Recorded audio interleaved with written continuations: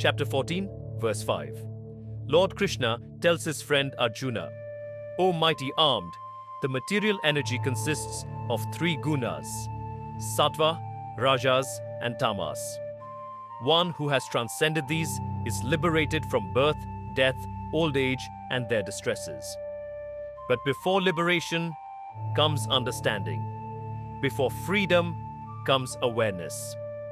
What if I told you that your greatest battle today is not with your deadlines or your syllabus or your boss? It is with three invisible forces operating within your own mind. Understanding them is your key to focus, to flow, and to genuine peace.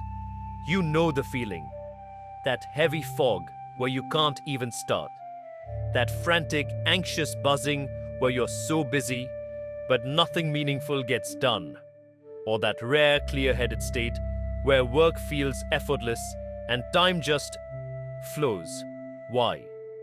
Is it just willpower? Is it a personality flaw? The Bhagavad Gita gives us a 5,000-year-old psychology manual. It says your state of mind, your very mode of productivity, is governed by one of these three gunas at any given moment. And you are not stuck. You can learn to move between them. Let's enter the emotional arc. First, the pain. This is Arjuna at the start of the Gita. Overwhelmed, paralyzed. His mind is a storm of what-ifs and fear. This is the pain of every student before a major exam, every creator before a blank page, every dreamer at 3 a.m. gripped by doubt. Now, recognition. Arjuna's first act? He lays down his bow. He surrenders. Visual. Arjuna dropping his bow. He says, "My nature is overcome by the taint of weakness. My mind is confused about duty. I ask you, tell me decisively what is good for me. I am your disciple." That admission, "I am confused, guide me," is the most courageous step. It is the moment you close the distracting tabs and honestly ask, "Why can't I do this?" And here comes Krishna's insight, the turning point. He doesn't just give a pep talk, he gives a framework. Tamas is the mode of inertia, ignorance, darkness. In Tamas, the mind is asleep. It says, "I'll do it later." It's procrastination, clouded judgment, the allure of mindless scrolling. It's not rest, it's resistance. The body feels heavy, the mind dull. Rajas is the mode of passion, activity, motion. In Rajas, the mind is a sparking wire. It says, "I must do it all now." It's frantic hustle, obsession with results, anxiety, competition, and burnout. You're running, but often in circles. It is energy without clear direction. Sattva is the mode of goodness, harmony, balance. In Sattva, the mind is a calm lake, reflecting clarity. It says, "This is the task, and I will do it with my full attention." It's focused flow, purposeful action, and deep contentment in the work itself. This is not about being passive. It's about being powerfully present. Krishna explains we all cycle through these, but we are not victims of them. We can cultivate Sattva. Productivity is not about doing more. It is about being present in what you do. So let's apply this. Relief begins with self-diagnosis. Pause and ask. 1. Is my mind heavy, avoiding, distracted? That's Tamas calling.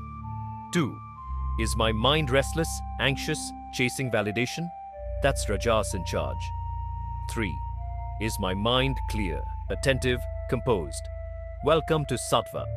Your path is to move from Tamas to Rajas to Sattva. You cannot jump from sleep to enlightenment. You must first wake up. Action 1. To move from Tamas to Rajas. From inertia to motion. You don't need motivation. You need the smallest possible action. Tamas scenario. I have a 3,000-word paper. I can't. Rajas shift. I will open the document and write one sentence. I will put my phone in another room for 25 minutes. Use Rajas' energy of action to break Tamas's wall of inaction. Don't think of the mountain. just tie your shoes. Action 2. To move from Rajas to Sattva, from chaos to calm focus. Rajas has you moving. Now we channel that motion. Rajas scenario. I'm studying 10 hours, panicking, checking grades constantly. Sattva shift. Practice Nishkama Karma. Action without feverish attachment to the result. Technique. The 50-10 rule. For 50 minutes, you are a monk with one task. No notifications, no multitasking. Then, for 10, you rest completely. In that 50, your goal is not, I must get an A. Your goal is, I will be completely with this chapter. You trade anxiety for attention. Action 3. Cultivate a sattvic environment. Your mind eats what you feed it. Digital tamas, rahas, endless reels, angry comment sections, comparison on social media.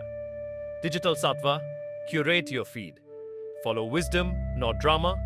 Listen to calm music while working. Before you study, spend 2 minutes in silence, just watching your breath. This is your mental prasadam, pure offering. Action 4. The evening audit for empowerment. At day's end, ask 2 questions. 1. Which of my actions today came from clarity, Sattva? Which from frenzy, Rajas? And which from avoidance, Tamas? 2. For tomorrow, what is one thing I can do to invite more Sattva? This isn't judgment, it's witnessing. You are not your thoughts. You are the witness of them. The battlefield of Kurukshetra is not out there. It is here in your mind every day. Between the pull of laziness, the push of obsession, and the peace of purposeful action. Arjuna didn't win by fighting his cousins. He won by first understanding his mind. Your productivity, your peace, is won the same way. In your current biggest challenge, which guna is leading you? Today, I move from distraction to action to presence. If this framework helped you understand your inner world, share this video with a friend who is fighting their own inner battle. Type Sattva mode in the comments if you're committing to one sattvic action today. Remember, the goal is not to be in Sattva every single moment. That's impossible. The goal is to know which land you're standing in and to know the path back to clarity.